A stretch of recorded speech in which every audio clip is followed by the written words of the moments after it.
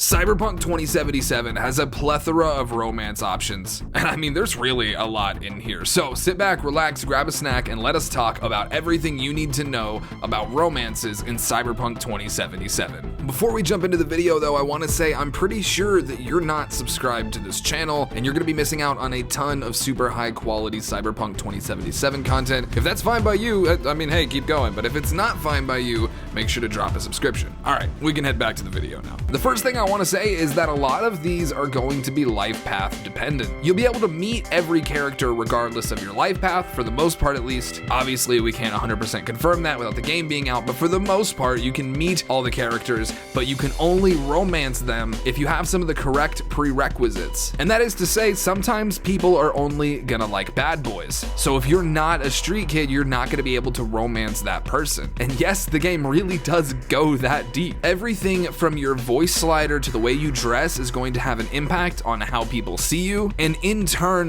what NPCs will actually think of you and how they'll react to you. For instance, and this is not confirmed, but I'm guessing this is what CDPR is alluding to, if you are supposed to be a street kid bad boy and you're running around wearing suits, you'll probably have a hard time building relationships with other street kids, or at least with people who are supposed to like street kids. Now the first person I can use as an example for this is actually the one that it looks like everybody wants to romance, Judy Alvarez. So for starters, you do have to be a street kid to have any sort of a chance with Judy. You'll meet her regardless of whether or not you're a street kid, but only if you're a street kid will you have any chance with our resident brain dance specialist. Now on top of that, and I do want to stress here, this part is not officially confirmed, but it is widely speculated because of a few comments somebody made after a 16-hour play session. A lucky motherfucker. And what they said was that they played as male V and that no matter what they did, Judy wasn't interested. So what that leads me to believe is that NPCs are going to have preferences for different genders the same way people in real life do. And I guarantee you there's going to be people you can romance that do have preferences and people that don't. Like especially when you go to the red light district and pay to have a good time, I'm pretty sure it's not going to matter what you've got going on. But apparently to somebody like Judy, what you've got going on in your trousers is very important. Did I just say trousers?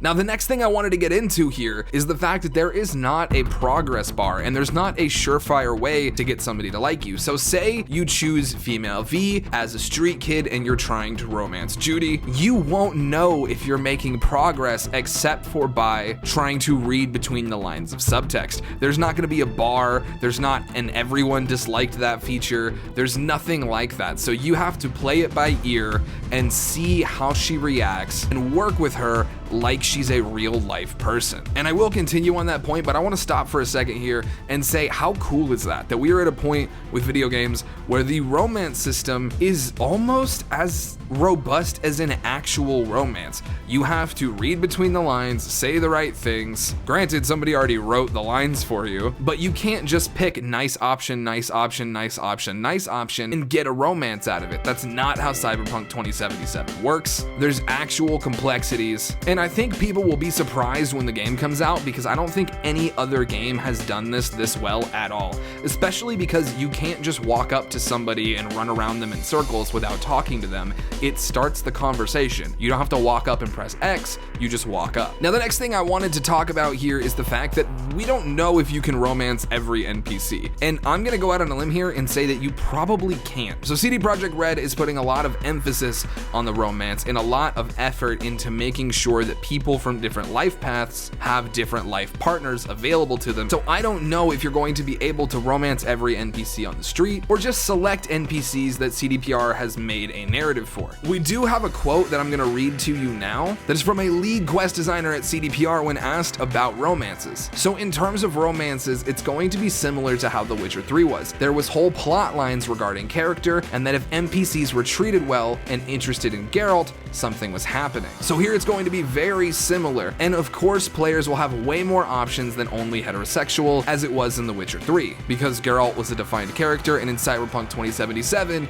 it's your story. He follows up by saying here you can define what type of interaction your character prefers and have a relationship with that NPC/NPCs. And what I really want to hone in on there is NPCs. I think you're going to be able to cheat on your virtual girlfriend or boyfriend. And I think there is a couple of these paths that will collide. I think Cyberpunk 2077 is going to surprise a lot of people with this, because I can totally see a world where you've got a girlfriend who's a corpo, and then you can also have a street girlfriend, and I 100% guarantee you'll get a cutscene where they both show up to your apartment at the same time. Obviously, none of this is officially confirmed. The only thing I'm inferring that based off of is him saying NPCs, but you wouldn't say NPCs unless you meant multiple at once, because you would just say with that NPC. So to me, he's basically just confirmed infidelity inside of Cyberpunk 2077. So not only do you have to read between the lines for subtext to actually get somebody to like you, and you have to say the right things, but you can also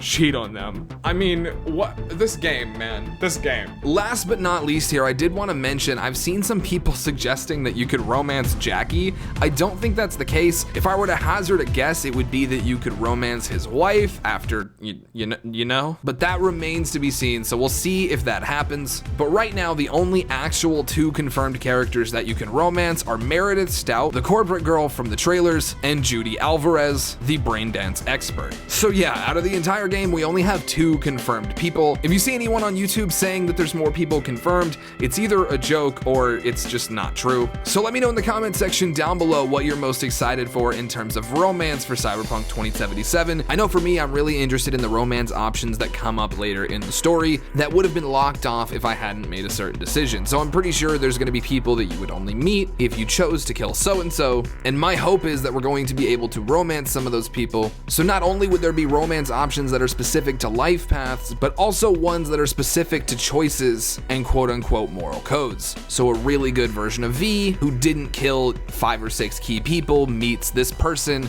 and that person is romanceable. Something like that is my greatest hope. But let me know in the comment section down below what you've got, and if you're interested in more Cyberpunk 2077 content, because I mean, hey, aren't we all? Check the video description for a link to my playlist of all my Cyberpunk 2077 content. There will be a ton more videos rolling out on the channel, so if you did enjoy this video, please make sure to drop a subscription. And I also wanted to say shout out to all the Choombas out there who have subscribed within the last 3 days. I see you, you're coming in hard. I really do appreciate it, and I want to make sure I do my best to get you guys the highest quality Cyberpunk 2077 content on YouTube. It's a tall order, I know, but I think we'll get there. Anyways, I just wanted to say thank you, because there's been a massive influx due to the Cyberpunk 2077 videos, and I wanted to say from the bottom of my heart, welcome to the community, and thank you. And I'll see you back here in Night City with a brand new Cyberpunk 2077 video very soon. All right, peace.